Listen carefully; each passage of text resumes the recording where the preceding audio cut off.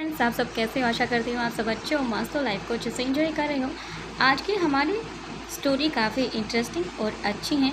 अगर आपको मेरी वीडियो अच्छी लगती है तो प्लीज़ चैनल को सब्सक्राइब करें, लाइक करें और दोस्तों के साथ ज़्यादा से ज़्यादा शेयर करें। बिना किसी होटल 7 स्टार की रोशनी रात बढ़ने के साथ साथ अब भी खूबसूरत होती जा रही थी। लाइव म्यूजिक अब धीमा हो चुका था। डिनर लगभग खत्म हो चुका था। टेबल पर रखी आखिरी कॉफी भी आधी रह गई थी। लेकिन इस समय सबसे ज्यादा बेचैन कोई था, वो था क्रिश। वह पिछले आधे घंटे से सिर्फ एक ही बात सोच रहा था, आखिर मेरा गिफ्ट क्या है और कहाँ है।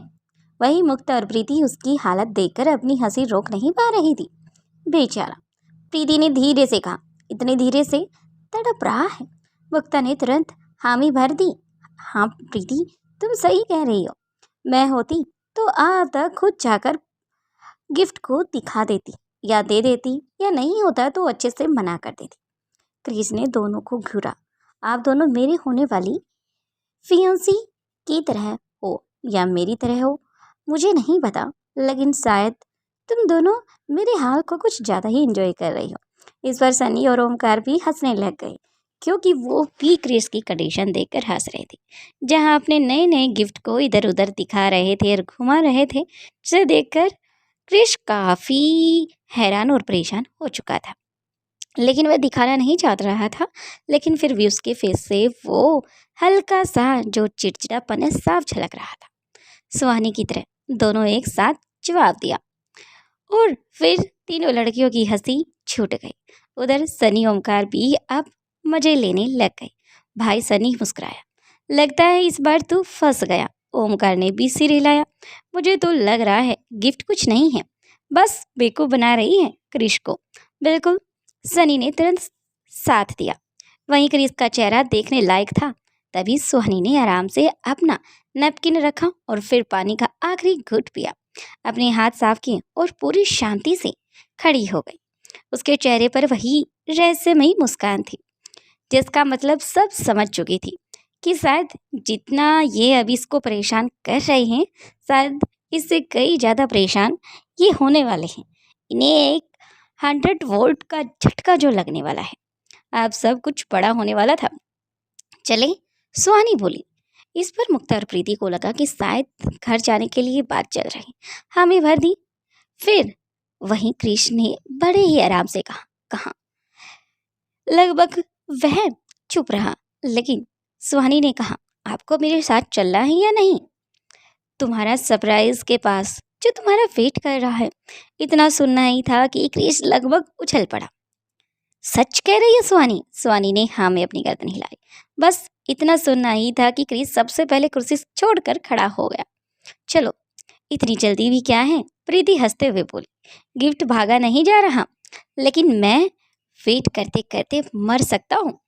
पूरे ग्रुप की हंसी छूट गई। वही पार्किंग लॉट। कुछ मिनट के बाद सभी होटल की अंडरग्राउंड पार्किंग में पहुंच चुके थे। लेकिन जैसे ही वे अंदर पहुंचे, सभी की चाल अपने आप धीमी हो गई, क्योंकि सामने एक बहुत बड़ा ब्लैक कवर रख से ढका हुआ कुछ रखा हुआ था। इतना बड़ा कि किसी छोटी कार को भी पूरी तरह से ढक सकता था। सनी की भौहें ऊपर उठ गई। ये क्या है? ओमकार भी हैरान था। वहीं प्रीति और मुक्ता का भी यही हाल था। तुमने कोई गिफ्ट यहाँ पर रखा है, और वो भी इतना बड़ा? मुक्ता मुस्कुरा दी। प्रीति आप उत्सुकता से आप देखना चाहती थी, आखिर क्या है? ऐसा ही कुछ हाल मुक्ता का। सुहानी धीरे धीरे उस बड़े से कवर के पास गई। फिर उसने मुड़कर क्रिश की तरफ देखा। रेडी? क्रिश ने बिना सोचे सिर हिला दिया। उसकी आंखों में बच्चों जैसी चमक थी, क्योंकि रेसिंग उसकी जान थी, स्पीड उसका जुनून था और बाइक उसका पहला प्यार। या ये कहा जाए, रेसिंग उसका पहला प्यार। सुहानी कुछ सेकंड तक उसे देखती रही। उसकी आंखों में पहली बार हल्की सी झिझक दिखाई दी, क्योंकि शायद पहली बार वह किसी के लिए इतना बड़ा गिफ्ट लेकर आई है। धीरे से उसने कहा, तुम हमेशा कहते थे ना कि कोई मुझे समझ नहीं सकता, तुम्हारे सपनों को कोई नहीं समझता। क्रिश शांत हो गया। यस, तो मैंने कोशिश की है, थोड़ी सी पहल अपनी तरफ से। इतना कहकर उसने कवर पकड़ लिया और अगले ही पकड़ फटाक कवर जमीन पर गिर चुका था, पूरा कवर पूरी तरह से। और अगले ही सेकंड सभी की आंखें खुली की खुली रह गई। Oh my God! प्रीति के मुंह से निकला। ये क्या है? मुक्ता भी कुछ सेकंड तक बोल ही नहीं पाई। वहीं सनी और ओंकार एकदम सतम रह गए थे, एक दूसरे को ताक रहे थे और फिर गिफ्ट की तरफ, मानो ये रियलिटी हो, ये सच्चाई हो, क्योंकि आज से पहले इतनी शानदार बाइक उन्होंने नहीं देखी थी। ऐसा ही कुछ हाल कृष का भी था। उसके सामने खड़ी थी एक futuristic super bike, matte black body, नीली neon lights, carbon fibre frame, और पूरी बाइक किसी साइंस फंक्शन फिल्म से निकली हुई लग रही थी। उसका डिजाइन दुनिया की किसी भी सुपर बाइक से अलग था, इतना एडवांस, इतना परफेक्ट कि आसपास खड़े कुछ लोग भी रुककर उसे देख रहे थे। जो अभी गाड़ी से उतर रहे थे या गाड़ी की तरफ अपनी बढ़ रहे थे, सभी धीरे धीरे करके उस बाइक की तरफ आ चुके थे। क्रिस बिल्कुल जड़ हो चुका था, उसकी नजरें बाइक से हटने का नाम ही नहीं ले रही थी। वह धीरे धीरे उसके पास गया, उंगलियों से उसकी बॉडी को छुआ, जैसे यकीन कर रहा हो कि ये सपना नहीं है। सुहानी उसकी आवाज भर गई, ये मेरे लिए है। सुहानी मुस्कुरा दी। नहीं, क्रिश का चेहरा गिर गया और अगले ही पल हमारी पड़ोसी के लिए है। उसकी जोरदार हंसी छूट गई। पगला कहीं का। क्रिस हंस पड़ा, लेकिन उसकी आंखों में नमी साफ दिखाई दे रही थी। वह समझ चुका था, ये सिर्फ कोई गिफ्ट नहीं था, ये महीनों की मेहनत थी, महीनों का प्यार था, महीनों की केयर थी, जो आज उसके सामने खड़ी थी। जैसे तैसे करके सुहानी ने ये बाइक उसके लिए तैयार की है या कराई है, वो नहीं जानता था, लेकिन उससे उसका प्यार साफ झलक रहा था। तभी सुहानी ने जेब से एक छोटा सा कार्ड निकाला। इसमें इसके सारे फीचर थे: finger control, auto balance, AI, reading assistant, high speed और इमरजेंसी सेफ्टी सिस्टम। सनी की आंखें फैल गई। तुमने ये कहाँ से ली है? ये सब ही काफी चुभने वाले थे। वहीं आसपास जितने लोग खड़े थे, वो भी जानना चाहते थे आखिर ये बाइक इतने एडवांस फीचर की आखिर इंडिया के अंदर आई कहाँ से। अगर फॉरेन से किसी कंट्री से इसे मंगाया है तो कौन सी कंट्री से मंगाया है, और शायद इतने फीचर इसके अंदर हैं तो इसकी कीमत भी काफ़ी करोड़ों में होगी। सभी आपस में बुदबुदा रहे थे। तभी ये शब्द अब क्रिस के कानों तक भी आ रहे थे। सुहानी लोगों की बातें सुनकर सुहानी ने सिर हिला दिया, क्योंकि वह बस यही कहती है, हाँ मैंने इसे बाहर तैयार कराया है, लेकिन सारे फीचर मेरे कहे मुताबिक इसमें सेट किए हैं। पूरा माल कुछ सेकंड के लिए शांत हो गया था, क्योंकि अब सभी को समझ आ चुका था ये सिर्फ एक बाइक नहीं थी, ये एक मास्टरपीस था, और शायद आज की रात का सबसे खूबसूरत सरप्राइज भी था। लेकिन उन्हें नहीं पता था कि पार्किंग के सबसे अंधेरे कोने में खड़ा एक आदमी मोबाइल पर उसी बाइक की तस्वीर खींच रहा है। उसकी आंखों में लालच साफ दिखाई दे रहा था। तो यही है प्रोजेक्ट पेट। वहीं दूसरी तरफ क्रिश खुश होकर अब सुहानी को गले लगा लेता है। शायद वह बाइक के पास भी नहीं जाता और वहीं बीच में सुहानी को चूमने लग जाता है, मानो कि दुनिया का सबसे बड़ा गिफ्ट आज सुहानी ने उसे दिया है। वहीं दूर कबीले के अंदर, कबीले के लगभग सभी लोग सो चुके थे। दिन भर की भाग दौड़ और काम के बाद हर झोपड़ी में सन्नाटा पसरा हुआ था, लेकिन एक छोटी सी परछाई अब भी जाग रही थी। वह कोई और नहीं अनिका और रोहित की बेटी लतिका थी। लतिका जो कि अपने डैड और अपनी मोम के जाने के बाद अकेली रह गई थी। पिछले कुछ महीनों में वह इस कबीले का हिस्सा बन चुकी थी। कबीले की औरतें उसे अपनी बेटी की तरह प्यार करती थी। वहीं बुजुर्ग उसे पुराने किस्से सुनाते, नई जड़ी बूटियों के बारे में ज्ञान देते, नई नई तकनीकें बताते। बच्चे उसके साथ खेलते थे। आप सभी उसके साथ घुल मिल गए थे। धीरे धीरे उसने यहाँ की भाषा, रीति रिवाज, शिकार के तरीके, जड़ी बूटियों की पहचान और प्रकृति से जुड़ी हुई अग्निगत बातें सीख ली थी। फिर भी दिल के किसी कोने में एक खालीपन हमेशा से रहने लगा था, जब से रोहित वहां से गया था। लतिका धीरे से अपनी झोपड़ी से बाहर निकली, चारों तरफ नजर दौड़ाई। सब गहरी नींद में सो रहे हैं। उसकी नज़र पास ही सोए हुए उस छोटे से शावक पर पड़ी, जिसे वह पिछले कई दिनों से अपने साथ रख रही थी, यानी कि शेर के बच्चे के ऊपर। वह छोटा सा जीव उसे देखते ही हल्का सा हिला, मानो पहचान गया। लतिया का मुस्कुरा दी, धीरे से उसे अपनी गोद में उठा लिया। चलो, उसने फुसफुसाकर कहा, आज तुम मेरे साथ चलोगे? रात हो चुकी थी, सभी सो चुके थे, पहरेदार पहरा दे रहे थे। कुछ देर के बाद वो कबीले से थोड़ी सी दूर बहती हुई नदी के किनारे बैठ गई। रात की ठंडी हवा उसके बालों को उड़ा रही थी। नदी का पानी चांदनी में चांदी की तरह चमक रहा था। लतिका शांत बैठी थी, पानी को देख रही थी, लेकिन उसकी आंखें कहीं और थी, बहुत दूर, बहुत पीछे। उसे अपनी माँ की याद आ रही थी, अनिका की। उसे याद आया कैसे उसकी माँ उसके बालों को उंगली फेरती, फिर रात की कहानियाँ के साथ उसके साथ आगे की तरफ बढ़ी थी और यहाँ तक पहुँची थी। कितनी मुसीबतों का सामना माँ बेटी द्वारा किया गया था। धीरे धीरे उसकी आंखें भरने लगी। मुँह, उसके होठ बहुत धीमी आवाज से निकले। अनिका उसके पास भले ही ना रही हो, लेकिन जो प्यार अनिका की आंखों में झलकता था वो उसके लिए इतना ही काफ़ी था। भले ही लतिका काफ़ी पावरफुल लड़की क्यों ना हो, लेकिन उसके अंदर भी जज्बात थे जो उसे शायद अनिका के साथ रहकर मिले, या ये कहा जाए कि कवीन अलीशा के साथ भी उसे वो सब मिला था। लेकिन अब यहाँ पर बात अलग थी, क्योंकि यहाँ पर पूरी तरह से अनिका का सोचना, समझना, बातों को तर्क वितर्क करना, मुसीबत का सामना करना, ये सब लतिका के अंदर भी था।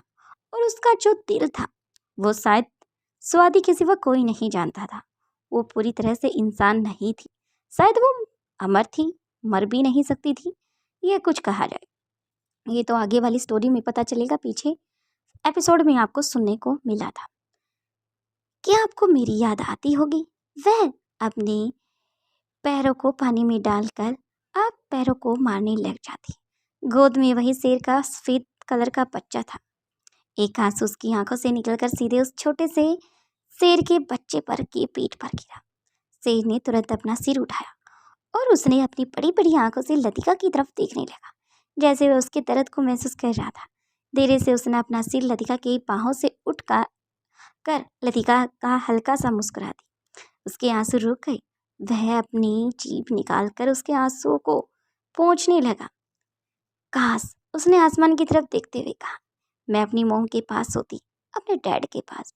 उस रात नदी किनारे बैठी एक बच्ची और उसकी गोद में बैठा वह मासूम जीव, दोनों चांद को निहार रहे थे। वहीं दूसरी तरफ मारवा हाउस में अनिका के कमरे के अंदर अभी भी चांदनी फैली हुई थी। कुछ देर पहले तक दिल की सारी दीवारें जैसे टूट चुकी थी। कई महीनों का दर्द, कई वर्षों का अकेलापन लग रहा था, कई वर्षों की थकान लग रही थी, और उन सब के बीच कबीर सिंह था। अनिका अब भी उसकी आंखों में देख रही थी। उन आंखों में उसे एक अजीब सा प्यार, सुकून मिल रहा था, एक अपनापन जिसे वह स्वीकार करने से डर नहीं रही थी, बल्कि अब दुनिया से डर रही थी। उसे छुपकर उसे मिलना होगा। कबीर ने धीरे से उसके चेहरे को अपने हाथों में भर लिया, उसकी आंखों में उतर कर देखा। दोनों कुछ नहीं बोले, क्योंकि कुछ रिश्ते शब्दों से नहीं, एहसासों से समझे जाते हैं।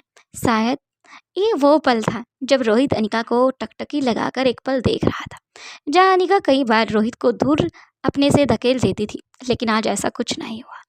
शायद कुछ पल बाद कबीर ने झुककर बहुत प्यार से उसके बातें को चूम लिया। अनिका अपनी आंखें बंद कर ली थी। अनिका की पलकों खुद ब खुद आंखें बंद हो चुकी थी, जैसे वो इस पल को हमेशा के लिए महसूस करना चाहती। कबीर ने बहुत सावधानी से अब उसे बेड की तरफ ले गया, उसे आराम से लेटा दिया। अनिका बिल्कुल चुप होकर जैसे जैसे कबीर कह रहा था वैसे वैसे कर रही थी, बिल्कुल छोटी बच्ची की तरह। फिर उसके पास बैठ गया। कुछ देर तक दोनों एक दूसरे को देखते रहे। कमरे में कोई आवाज नहीं थी। तभी रोहित ने चुप्पी तोड़ते हुए अनिका की तरफ देखकर कहा, अनिका, तुम्हें पता है मोम ने जो कहा था, हमें उन सब चीज़ों को ध्यान में रखना होगा और साथ में वो सब करना होगा जो मोम ने आगे के बारे में सोचा है। शायद उसे काफ़ी खतरनाक हो सकता है और अपने बच्चों के फ्यूचर के लिए हम कुछ भी कर सकते हैं। अगर तुम्हारी मोम तुम्हारे फ्यूचर के लिए तुमसे दूर रह सकती है और मेरे नाना जी अपनी बेटी के लिए, यहाँ तक कि अपने नातिन के लिए अपने आप को खो सकते हैं, तो हम भी वो सब कर सकते हैं।